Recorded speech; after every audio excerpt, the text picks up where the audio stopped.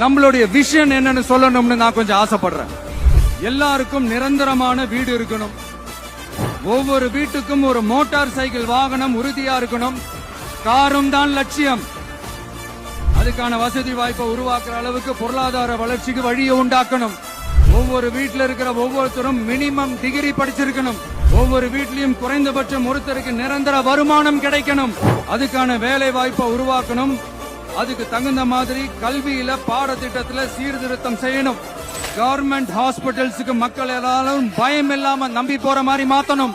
பருவமழை காலத்துல ஏற்படுற வெள்ளத்தால ஊரும் சரி மக்களும் சரி விவசாயமும் சரி பாதிக்கப்படாம இருக்கணும்.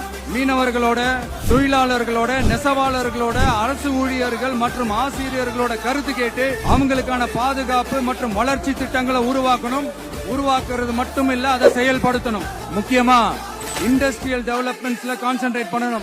சட்டம் ஒழுங்க ரொம்ப ஸ்ட்ரிக்டா வச்சிருக்கணும். நம்மளுடைய அம்மா, அக்கா, தங்கச்சிகள், அவங்களுடைய பிள்ளைகள், குழந்தைகள் எல்லாருக்கும் பாதுகாப்பு, அதுவும் உண்மையான ஸ்ட்ராங்கான பவர்ஃபுல்லான பாதுகாப்பை உண்டாக்கணும்.